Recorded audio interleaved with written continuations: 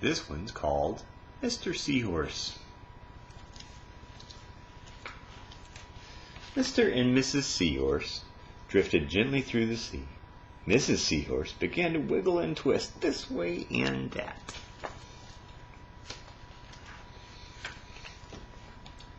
"It's time for me to lay my eggs," she said. "Can I help?" asked Mr. Seahorse. "Oh, yes, thank you," said Mrs. Seahorse, and she laid her eggs into a pouch on Mr. Seahorse's belly. "I'll take good care of our eggs," said Mr. Seahorse. "I promise."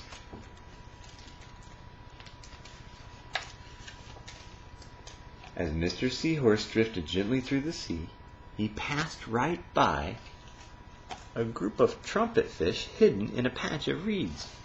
Where are they? There they are.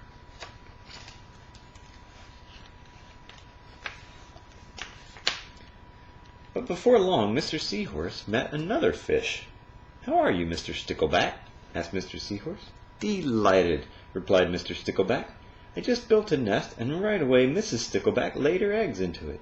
Now I'm taking good care of them until they hatch." "Keep up the good work," said Mr. Seahorse, and swam on his way. As Mr. Seahorse drifted gently through the sea, he passed right by a lionfish hidden behind a coral reef. Do you see him? There he is. It's camouflaged. But before long, Mr. Seahorse met another fish. "How are you, Mr. Tilapia?" asked Mr. Seahorse. Mr. Tilapia couldn't answer. His mouth was full of eggs. I know," said Mr. Seahorse. "Mrs. Tilapia laid her eggs. Now you're taking good care of them until they hatch." Mr. Tilapia nodded his head. "You must be very happy," said Mr. Seahorse, and swam on his way.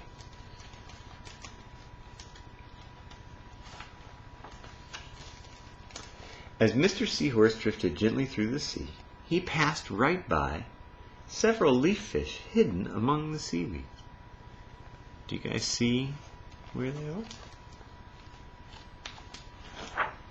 There they are.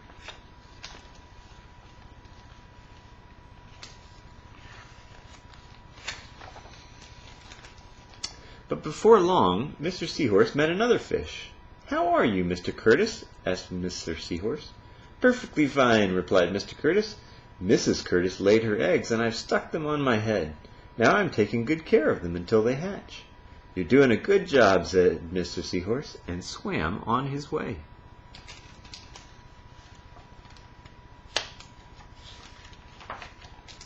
As Mr. Seahorse drifted gently through the sea, he passed right by a stonefish hidden behind a rock.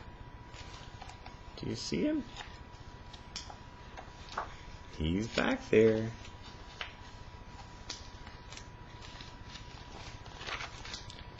But before long, Mr. Seahorse met another fish.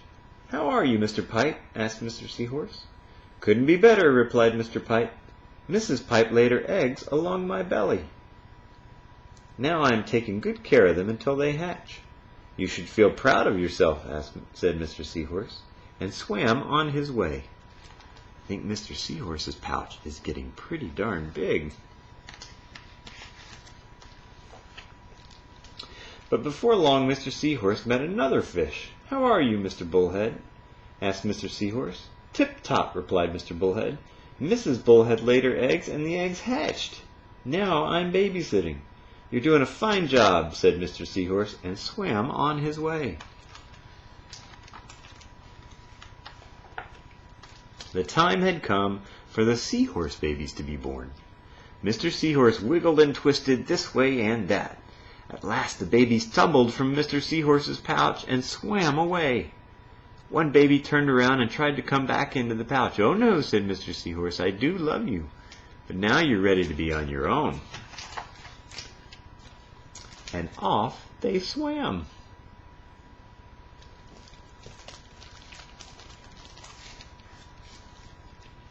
And that is Mr. Seahorse.